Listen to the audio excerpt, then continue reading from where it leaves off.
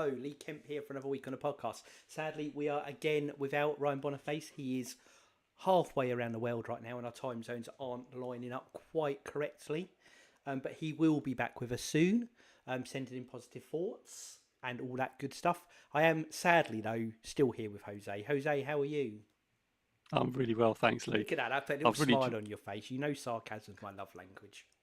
I know it is. That's why it makes you laugh. It makes you smile, and yeah, it's lovely. And so it's quite nice to do a bit of preamble on the TikTok. So you listening right now, you should definitely get on the TikTok, you guys, and go Absolutely. get on the TikTok Jose early. Noya-Inspiration, stick it in your Google machine. TikTok and YouTube are the places to be. You will get notified when we go live every week. If you subscribe, follow, hit whatever buttons you need to do. I don't really know how they work, but I'm sure you all do if you're on there. Right, Jose, after much deliberation earlier and your bad memory, we've landed on the fact it is your subject this week.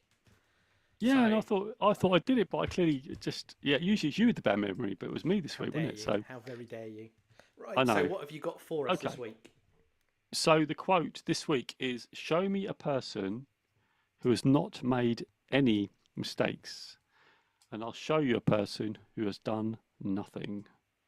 Oh, you said you wanted me to look up who that was, didn't you, as well? Yeah, So can you just look up I will do. who's Well, got credit you for give that? us your initial thoughts on it while... Okay.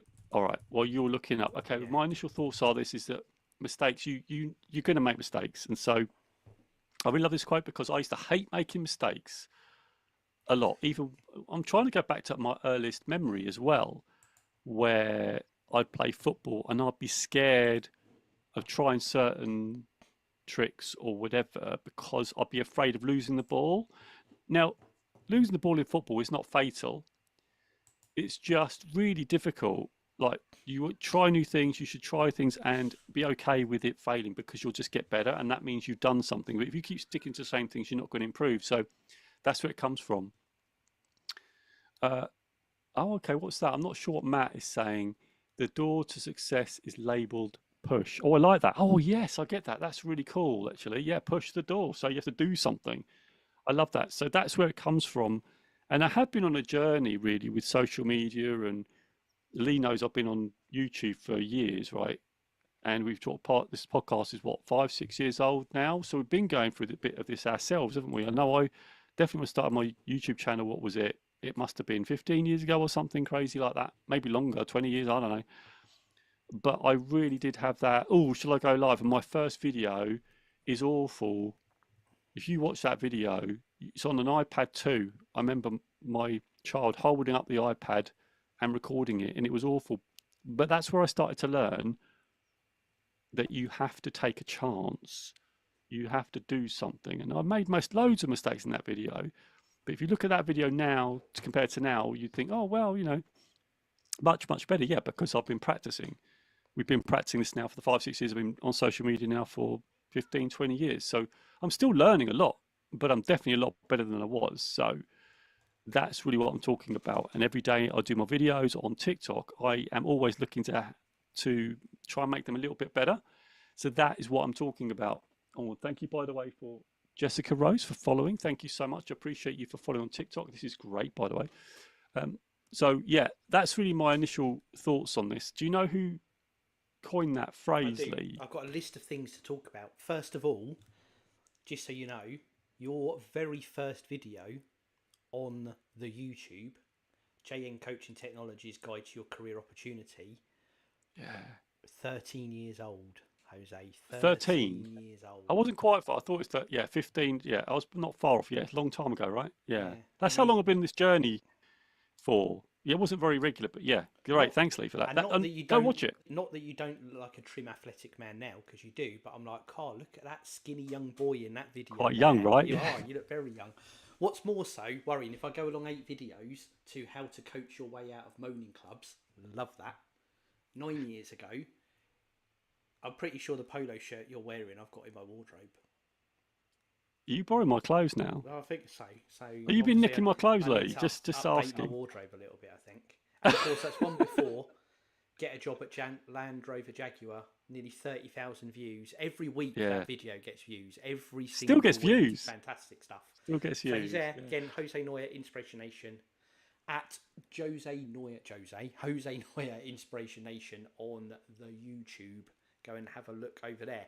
So interesting. So I googled in my Google machine the quote, and it brought me to a link that's already open, because I used this quote on an episode about 3-4 weeks ago.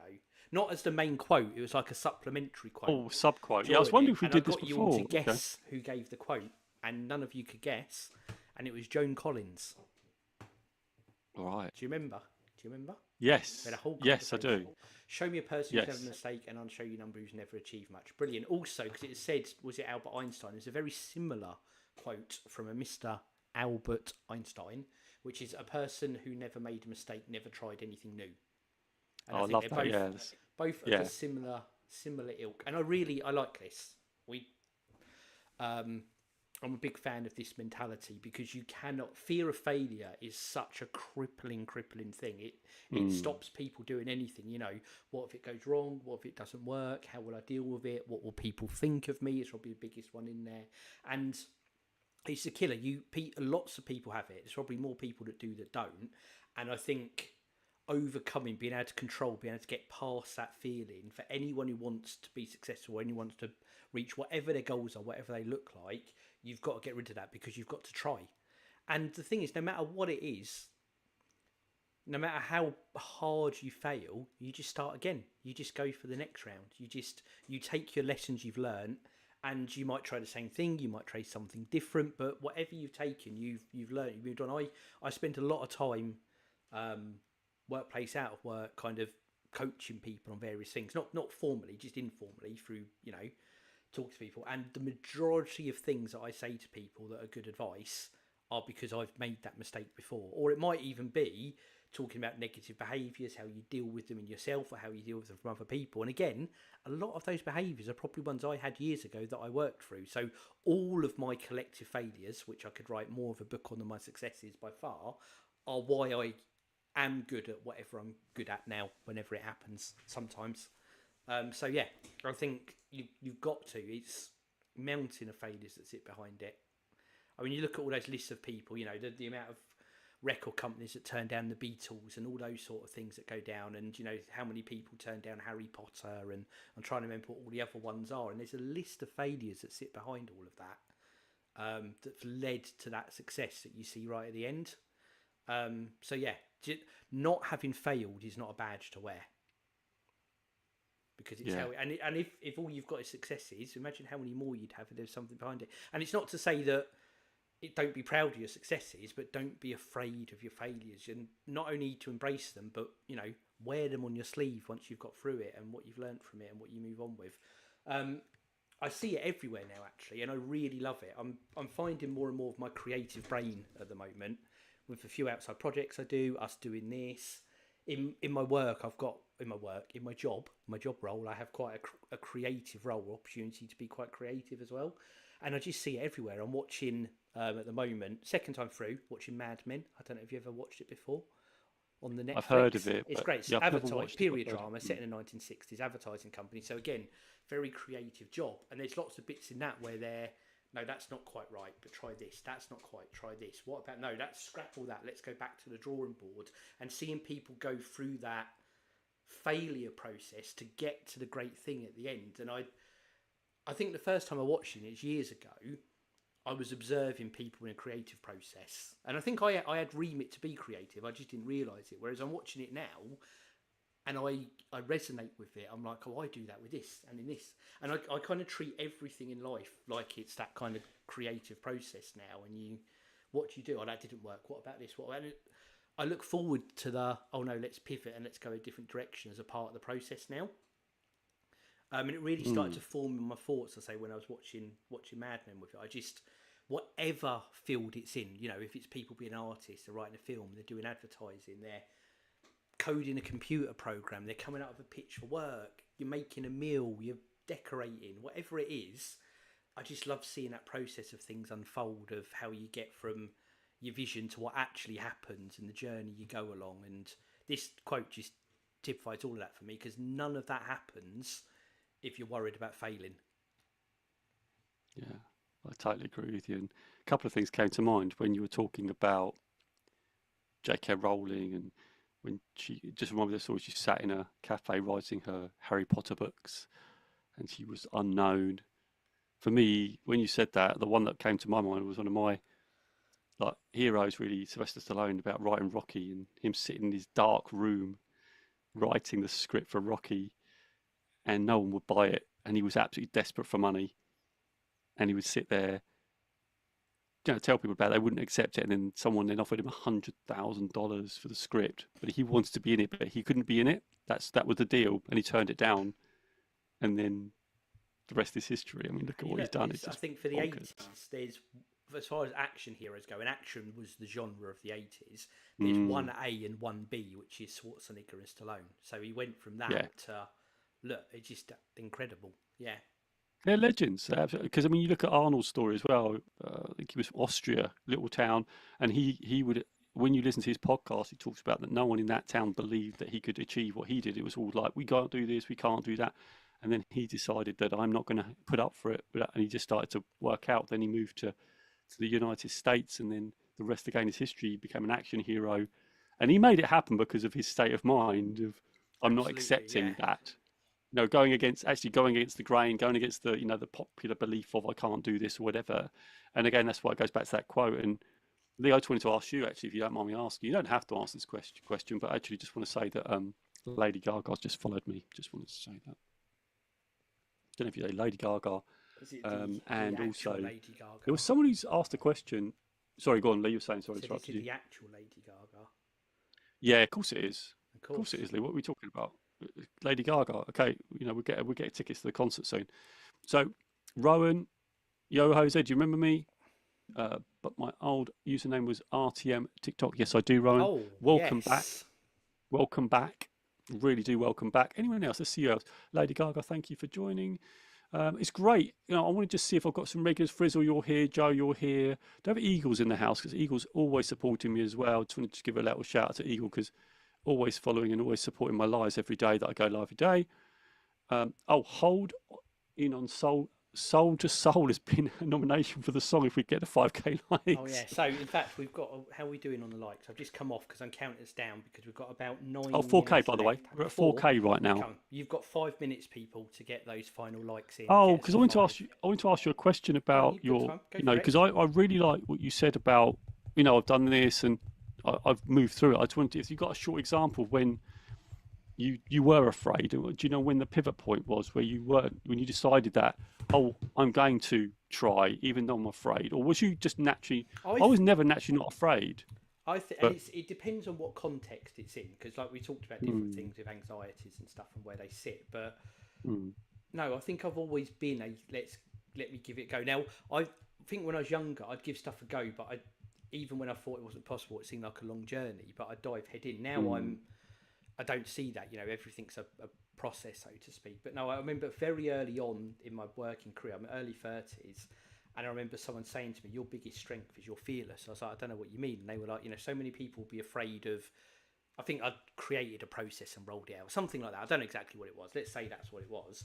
And she was like, you just knew it was going to work and you made it happen. And so many people wouldn't even attempt to do what you did because they'd be scared of it not working. And that fearless bit struck, because it wasn't a concept.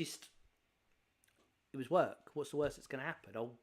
I'm going in. I've got good intentions. I'm going to try and make it work. In my head, it was, but I also knew if it wasn't, I could pivot and put the effort into doing something different. So, that's when that's the first time I'd ever kind of had that concept. So I don't think. I mean, I did it. I created my first attempt at creating a business when I was 15, I think. I tried another one when I was 16 or 17. Went into work. Saw I wanted to be. Naturally, I think I'm that way. I'm just I want to give it a go type of person. So, yeah, I don't think I've had a fear of failure. It's probably one I can speak from without experience, so to speak. That I just think that's how I'm wired. Again, doesn't mean I haven't screwed up a lot of stuff, but it's never really worried me. I say from a very young age, I was quite happy to start putting myself out there, I think. Yeah, and I really love that because you didn't ever have that. I definitely had it. I think it came from a young age for me. It's like I was always worrying about what other people thought. That was my holdback.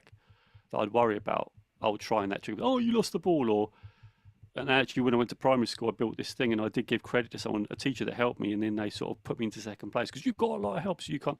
So there's all these types of things that really can have an impact later on in life. This is really interesting to me.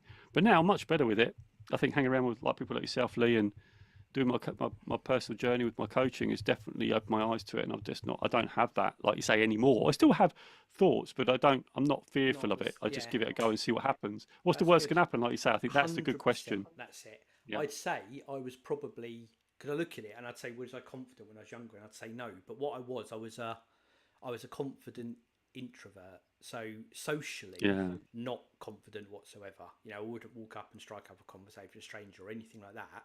But in every other aspect of my life, for me doing things, I think I had a lot of confidence, belief, and not even that. I just didn't have that fear. But yeah, I think, and I think for years, confidence got masked because of the social bit. Which again, I've powered through that, and I can do it. And, you know, we were talking earlier offline, public speaking stuff, which I absolutely love doing now, which wouldn't have been a thing, but I taught myself on it. But yeah, I don't think I had an inherent fear of failure.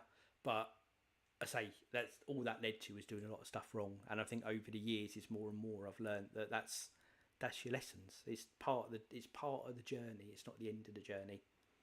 I really like. I think I referenced before. I love this quote. I love this sort of thing. Just pushing people to be comfortable, doing well, and when you see people and they do fail at something, helping let them know it's not a big deal.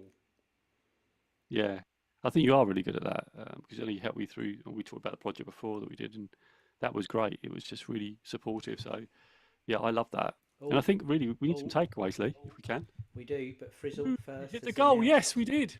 So well, apparently we're at 5K. Yeah, I'm timing this very closely, Jose. So for my takeaways.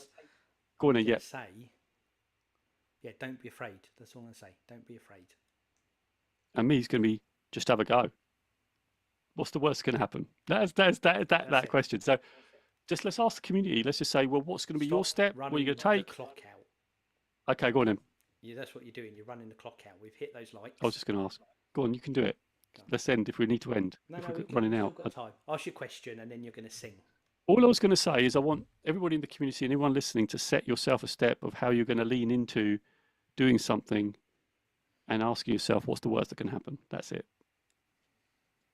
I'm done. Love that. Good thought. So we have, Frizzle has been banging the drum in there. Everyone who got involved, hitting the likes. Huge thanks. We've got a good audience building up there. Everyone been involved. We love it. Love the support. Again, Jose Noya-Inspiration Nation, TikTok, YouTube. Follow. If you are listening right now, whenever you're listening, could be a day after, a week after, a month after, a year after, follow. You can get involved with the podcast live. Speak to the man himself, Jose Noya, and his incredibly handsome assistant, Mr. Lee Kemp. And to sing us out. Oh, do I have to sing? You do. What was I singing? What was the song? What was the song I was meant to sing? We've got a good question here, by the way, in the chat. Sorry. What was the... Andrew has said, what if the risk is bigger than the reward? Do you want to go at that, Lee? Well, I think it's a personal choice because sometimes it's not as binary as that. Maybe that reward is a step on the journey. Maybe that reward is still something you're after, depending on risk. But yes, that's something only ever you'll know. I don't think... What I do want to advocate is people just blindly go for things. You need to know where that. There's lots of things I haven't done, and it's not just the risk. What about the time? What if the effort this will take outweighs anything you'll ever get from it? What are you not doing because you're doing this thing? What's the chance you're taking? There's got to be personal choices, and I don't think you can ever be criticised for not taking a chance because it's not the right thing for you as well. Yeah, I agree with that. I like Great question. I think it's really good. Minimise the risk, as I would say. Just minimise the risk. There's always going to be a risk. Try and minimise as much as you can. Right. So, We Are the Champions by Queen for Jose Noya to sing us out. Here we go. We are the champions, my friend. Is that right? That is good. That was good. We'll keep on something till the end. Down, down, down. Are the champions.